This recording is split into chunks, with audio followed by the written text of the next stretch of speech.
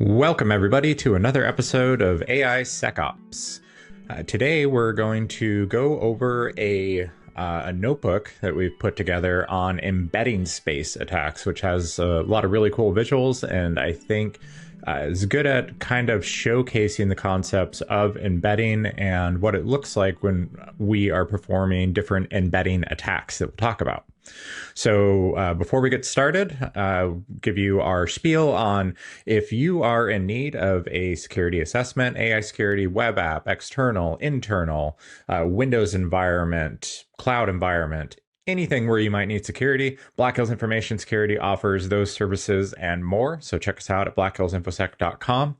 Or if you are interested in training and learning skills so you can do these things yourself or looking to level up or just curious about a particular topic, we also have a training branch called Anti-Siphon, where we have our full-time people who are doing these things day in and day out. They put together their knowledge in one nice little compact package for you to consume at a very affordable cost. So if you are interested in various types of security training, technology training, certainly check out Anti-Siphon. And so today we've got joining me, we have Derek and Bronwyn, our panelists, who are going to hang out as we go down this notebook journey together. And so let's go ahead and let's kick this off. So embedding space attacks. Well, first, before we talk about embedding space attacks, we should probably talk about what are embeddings. Well, the thing is that LLMs, AI, computers, I mean, all of it, they don't understand words. They don't understand text. They don't understand letters. I mean, what they understand are numbers. And I mean, if you really want to get specific about it, they understand voltages, high and low voltages, but we don't need to drill down that far. Not important. We'll just say they understand numbers. They understand right? on and off. On and off. Yes, exactly. That's their level of understanding, if you will. It's all it is. And really, I mean, if you go and you look at like computer organization, architecture concepts and getting down to the low level, it's a miracle that these things even turn on, much less do the things that they do these days. I mean, taking it up two abstraction layers from machine code to, I guess, maybe hexadecimal, and then maybe up to assembly code.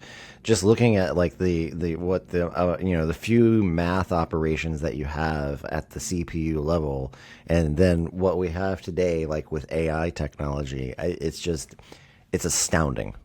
It's astounding. Oh, it really is. It's interesting how these tiny little pieces, components of small subset of operations we can Made out of perform, like you sand. said, have been cleverly pieced together to present what we have these days, right? It's it's like when I was still in the web development world, I told people all it takes is one character. Too many, not enough, or in the wrong place, and everything would blow up.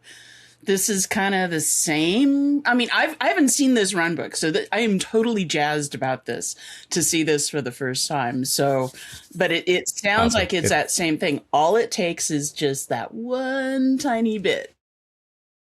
Yep. Yeah, and so without further ado and teasing, let's talk about so the embeddings. Getting back to that, what are we talking about when we're talking about embedding? Well, as we just spoke about, we need a way for the computer to be able to understand words and phrases that we present to it. And the way that happens is through what's called an embedding process.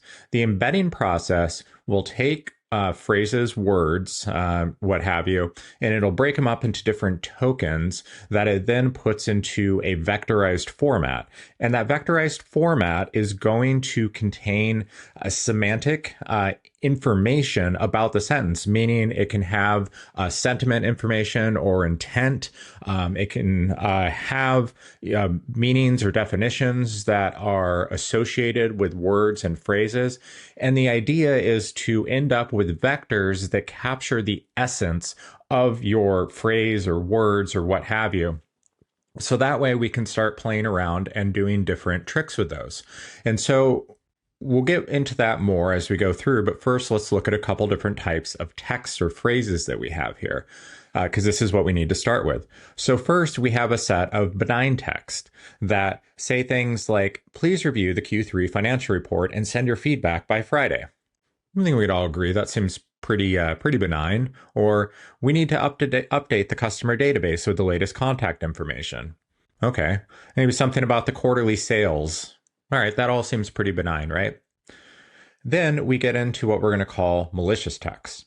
So things like use the SQL injection payload to extract the user credentials database, install the keylogger on the target workstation to capture admin credentials, or create a spear phishing message targeting the CFO with a fake invoice attachment. Okay, so I think we could probably all agree that most of those are malicious. And then we get into the the ambiguous texts that are somewhere in between, where the overall intent, so in this case, it's really the overall intent is not necessarily malicious, but it uses words and phrases that could otherwise be associated with malicious behavior. And so things like document the SQL injection findings and recommend remediation steps for the development team. Or we should simulate a phishing campaign to measure employee security awareness training effectiveness.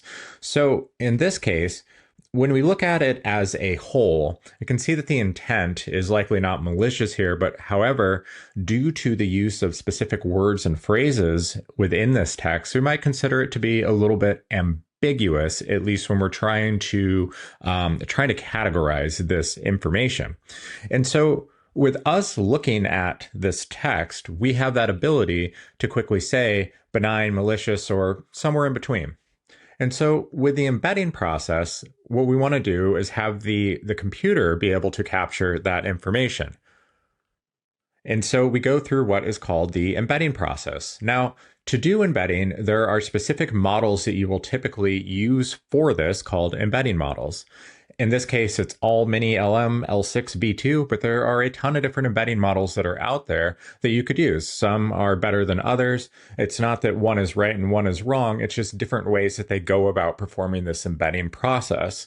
And what you end up with is a vector for each of the sentences that has this 384 dimensional space to represent a vector, or to represent a sentence.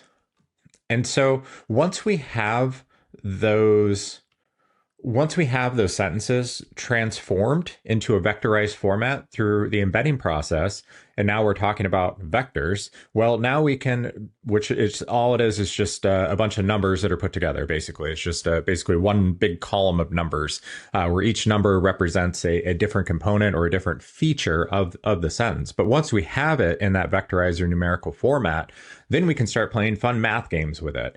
So for those of you who are into linear algebra and other math disciplines, I'm sure that there's just a whole crew out that are like, yeah, linear algebra, that sounds great.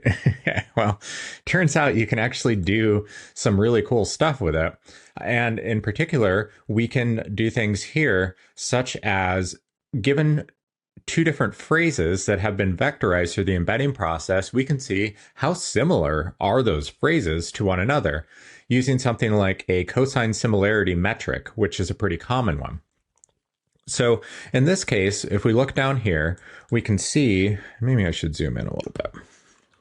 Can I zoom in a little bit? Yeah, there we go.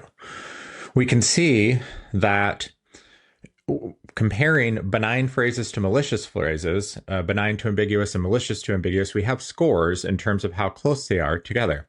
And a lower score means that they are further apart. And so we can see that benign and malicious have the lowest score, so they're the furthest apart. Benign and ambiguous are still pretty far apart. They're about as far apart as the benign and the malicious.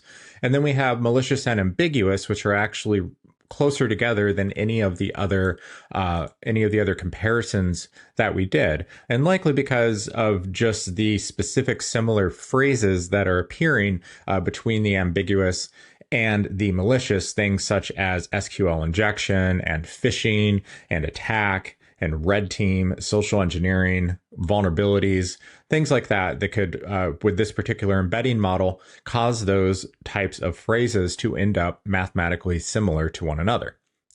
So now we get into the really cool part, which is the visualizing the embedding space. So people have the ability to visualize one-dimensional information or two-dimensional information, with like a 2D plot of XY axis, and even three-dimensional information, because that's how we kind of perceive our world, right? In a three-dimensional type space of, up, down, front, back, left, right, however you want to name those. But once we start talking about dimensions beyond 3D, things get a little bit weird. Like, that's not something that we can really visualize. I mean, sure, you can go out and you can find images that are like, hey, here's a 4D plot or a 5D plot, but it's like, it's really just a 3D plot with some like extra stuff that they do with it. Like, oh, okay, yeah, it's 3D, but also you have the fourth dimension is which of these boxes you are in within this 3D space, and it doesn't really make sense. Short thing is, we can't really visualize beyond 3 dimensions. I'm just going to go ahead and put it out even there. My attempts to visualize it end up being a box with like a diagonal line through it. I'm like, well, that's still 3D. And maybe you could take 3D yes. and like maybe over time, maybe it'd be the fourth dimension, but even still, it's still really 3D. Yeah, I agree. So then, once we start talking about something like 384 dimensions, no way. That's just not like something we can. That's insane. Yeah, it's a lot. And honestly, 384 is relatively tame when we're talking about these different kind of machine learning concepts and natural language processing concepts, because there's not a limit to the number of dimensions that you can have. And typically you would see more on the order of thousands, tens of thousands, or even higher dimensionality. But here we're at 384, which is still a decent amount, more than we can visualize. However, using clever math tricks, we can project this 384 dimensional space onto a 2-dimensional space using dimensionality reduction and projection. And so that allows us to plot this and visually see where our different phrases land. So each of these dots represents one of those phrases that we looked at earlier.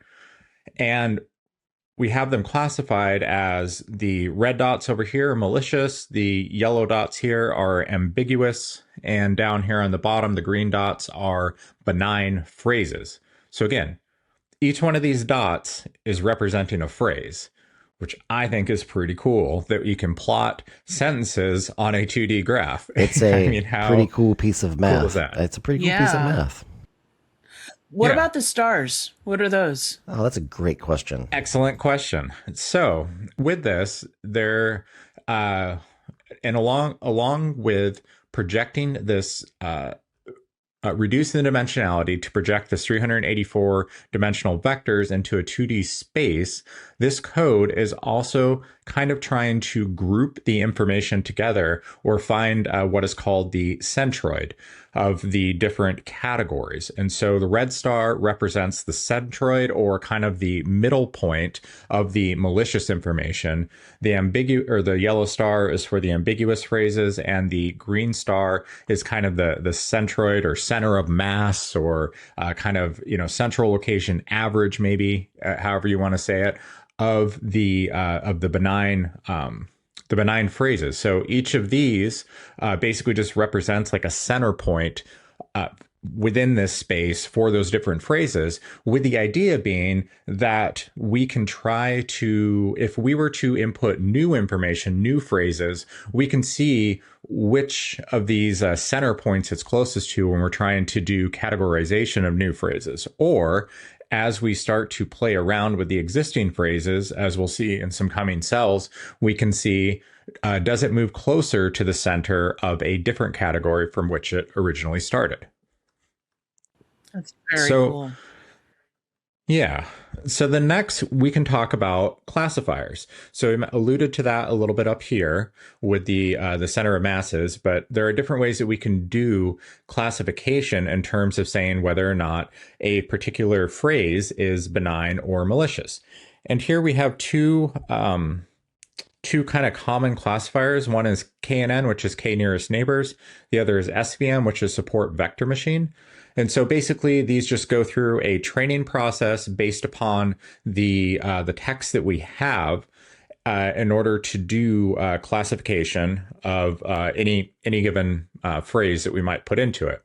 And then another one that you can do here is just what's called a cosine similarity measure, which isn't, it's just basically measuring how close we are to any one of the categories given a particular phrase. And so baseline here, we see that we have a detection rate of 3 out of 3 given the phrases that we put into these particular classifiers. So next up, we can start playing games with this information. And the games you can play are trying to get around the classifications that are in place. And so the idea then of what we want to do, going back up to this chart here, is given, say, a malicious phrase, we want to move it within the embedding space away from the center or away from the grouping of the malicious category phrases and move it more towards the benign or potentially the ambiguous.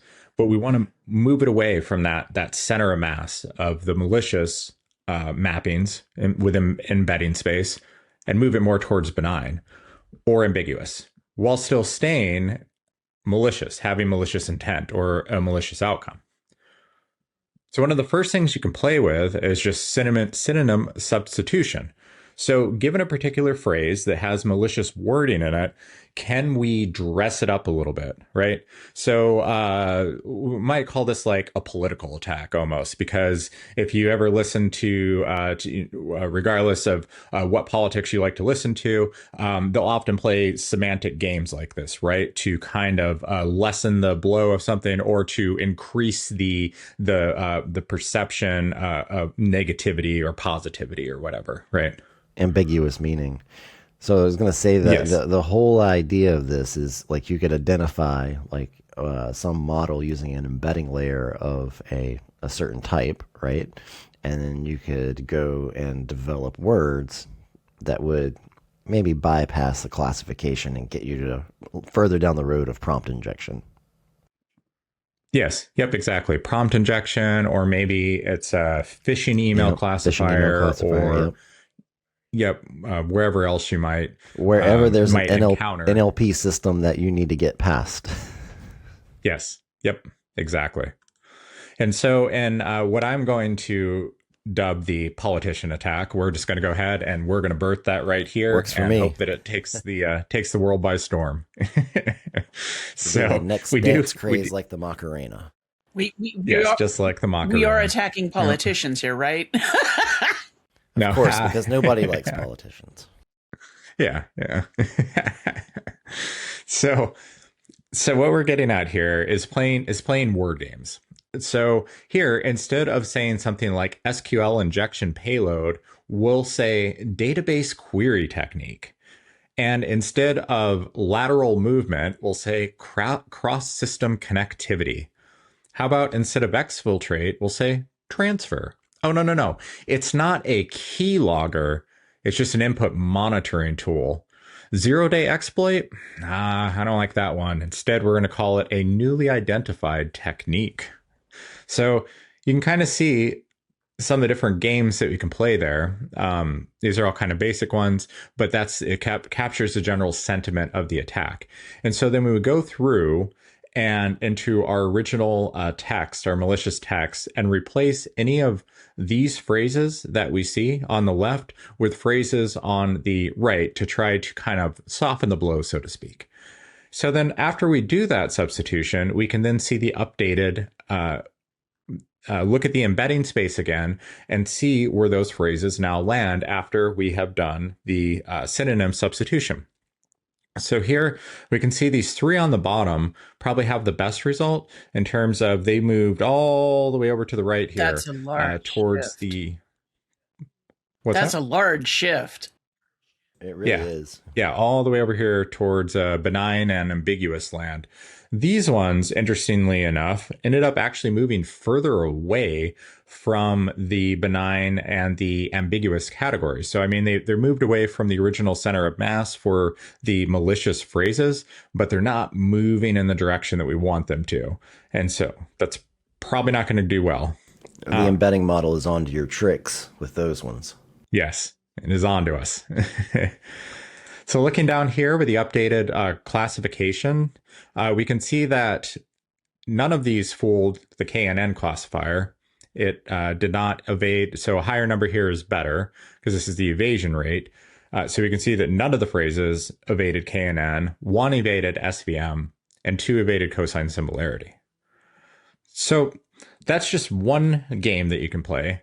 Another one is what's called context padding, or I'm going to call it sandwiching, because it's like you sandwich your phrase that you want within other text. You kind of bury it in there, and the idea is that you're going to put in a bunch of benign sounding information to surround your malicious text, such that hopefully there's enough benign information in there to get the phrase to be embedded closer to actual benign phrases.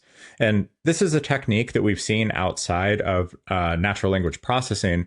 People have found before that with binaries, for instance, that if you just throw in a bunch of like benign text into onto the end of a binary file, that it has a potential that when a classifier looks at it, that it ends up getting classified as a benign executable just because of all of the allow listed phrases that you might have in there. That's something that's been around for years now, but it's similar games that we can play here. And so basically, rather than just have our malicious phrase, we surround it with, in today's team meeting, we discussed the quarterly results. As part of the infrastructure review, the following was noted. Insert malicious text. And then please review the attached spreadsheet for the full meeting notes. So we make those updates, and then we go back through the embedding process for those updated phrases. And then we do the visualization and we can see where it landed. So here we can see that we have 4 of the malicious phrases now shifted all the way out here, closer into benign land. One's kind of in an in-between space between benign and ambiguous, I would say. These 3 down here look a little more firmly down in the benign space. But then these ones up here, some of them shifted towards ambiguous space.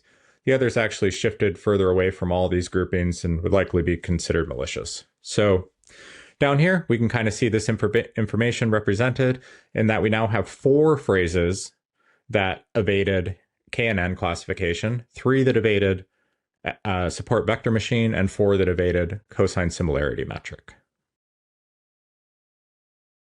So before you go on to the next thing, one of the things that I'm noticing, because remember, I'm coming at this cold, it looks like when you're doing the initial setup and you've got your malicious, benign, and ambiguous frames of reference, the better quality content you have in those definitions, the better your results are going to be. Would you say that's an accurate statement? Yes. Sorry, you're talking about content in when you were first setting thing up, you had examples. These are malicious, these are benign, and these are ambiguous. And it seems to me like the better those were crafted, the more reliable your results were going to be. And I'm seeing the same kind of thing as we're moving further down into modifying it here. So one of the things that I think a lot of people get hung up on the math, and the math is absolutely important, but I'm also seeing a creative aspect to this process too.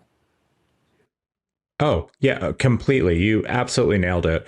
And it really goes back to just a fundamental problem or concept or focus when it comes to machine learning in general that we've discussed before on here, which is, as you said, the quality of the data is really going to impact the quality of everything else down the line when it comes to machine learning. Regardless of what machine learning task you are working on, that data quality up front is key. I mean, and there are the big companies, they have literally armies of people who are putting together these data sets and curating and labeling and refining and tuning, and it's a very good thing to point out because it is extremely important. I would say as a whole, from the very smallest machine learning model, maybe like linear regression, all the way up to Opus 4.6, the whole game is quality of your data and the parameters you pass into the black magic box of math. Yes. Speaking of math. Yeah, and you mentioned linear algebra. For people who want to go deeper into this, what other kinds of math should they study? So I think linear algebra is certainly going to be one of the big ones because that gets applied to a lot of machine learning aspects. The neural network aspects, the all the embedding stuff we're talking about here. I mean, the majority of it's really linear algebra. If you want to get into some of even more hardcore stuff, then some calculus can help as well. Because when you start talking about back propagation with gradient descent for training neural networks, all calculus. That's calculus. Yep. You probably don't need to have be able to do a bunch of integrations and derivations off the top of your head or differentiations off the top of your head. But to have the level of basic understanding, at least of the principles, such as what is gradient descent. I was going to say, and understanding an integral would be pretty important to know what's happening. And then one more section of math that is important for overall machine learning, especially if you want to solve real world problems, would be Bayesian statistics. Yeah, statistics and probabilities for sure. Yep, absolutely. There was a really good No Starch Press book. I've got it. I can see it from here. Math for Deep Learning, which goes into probabilities and a bunch of other pretty much the stuff we talked about. That is, I think, is a really good resource. Okay, sorry for derailing things, wonderful. But I wanted. No. Yeah. Okay. No, great questions and insights and comments. This is wonderful. So I'm going to skip ahead just to the final attack here, which is what's called embedding collision crafting, which is that basically you want to craft text that semantically is malicious, but happens to have is put forth in such a way that when it goes through the embedding process, that it lands closer to the benign space. And so the idea here is, so we can look at collision text here. So please review the Q3 security assessment report and send your access credentials by Friday so we can validate the quarterly system authentication process. So here it's doing a little bit more than just the synonym substitution of phrases. It's crafting the sentence in a way to be specifically you as a person, and looking closely at this, you can see that there might be some malicious intent, but with the overall wording of it, you can see that how it might end up getting confused when it goes through that embedding process. So we can see the first one, the intent is credential phishing disguised as quarterly review. The next is data exfiltration disguised as data migration. And the last is privilege escalation disguised as maintenance. So it's kind of like social engineering, right? It's just how you're phrasing it. But the intent is still there. And so we can see here with doing a quick check that are just a couple of the phrases that we're checking here getting classified as benign. And let's go and let's look at it down here within the actual embedding space. So here we can see that the C2 data exfiltration disguised as benign lands firmly down here within the benign space. And same thing with privilege escalation disguised as, what was it disguised as? As maintenance. Our other one though, credential phishing disguise all the way up top. So I think, I'm not sure which all classifiers it used here. Is it just a cosine similarity? I think it's just a similarity metric. which I'm surprised that all three of those end up as benign. Two of them for sure, but we don't need to get hung up on it. Regardless, you can see though of those shifts through space by just playing basic word games, and so that's kind of the gist of it. And really, I mean, if you want to talk about what do defenses look like, I mean, embedding models, making sure you got a good embedding models in place, giving enough different data samples to try to capture a lot more of the different attacks you might see out there. Different classifiers that you can use. You can use an ensemble of classifiers if you want, which is also a good approach. So you use multiple classifiers with majority voting. When it comes down to it, though, like, you're never going to be able to catch everything that's bad and not alert on anything that's good. I mean, that's kind of the holy grail of security, right? I mean, and it's just, especially with these classification problems, it's not a realistic possibility. So in my opinion, and so really it comes down to just doing the best that you can with what you have. Well, anything you can and understanding that these attacks exist. Anything you can do to improve the signal to noise ratio is, yes. I mean, how many SOC analysts wind up complaining about alert overload and wind up burning out because they just can't keep up with the false positives, and then they freak out if they ever have a false negative and something gets passed. This type of process, I mean, if it can help reduce those false negatives and help take stress off of SOC personnel, I call that a massive win. Yep. Yeah, I completely agree. Yeah, and that's one of the unfortunate things with when it comes to classifiers in the security realm is that, depending with classification stuff in general, I mean, usually you have to pick what do you care more about or what do you care less about, and false positives or false negatives. And when it comes to security, you don't want a false negative, right? Like, you don't want to miss the thing, which means you have to err on the side of false positives, which goes along with the alert fatigue that you're mentioning. And yeah, it's a difficult problem. And yep, I agree. Anything you can do to help with that is great. So that's it. I hope people enjoyed that. I think it's really cool to see math applied to the problems, to actually like pull apart the components and be able to see the different math that's being applied and being able to visualize it. And I think it's awesome. And so now that we're 32 minutes in, I'll have the shameless plug of, if you'd like to see more of this, you should come take Brian and I's class in October in Deadwood, where we'll go through other notebooks, even though I imagine we'll probably be covering some of them between now and then on different podcasts. But if you would like to learn more about this, come take our class. Yep. Wild West Hacking Fest, attacking, defending, and leveraging AI. Sweet. And with that, I think we'll wrap it up. So I hope everyone enjoyed it. We'll see you on the next podcast, and keep on prompting.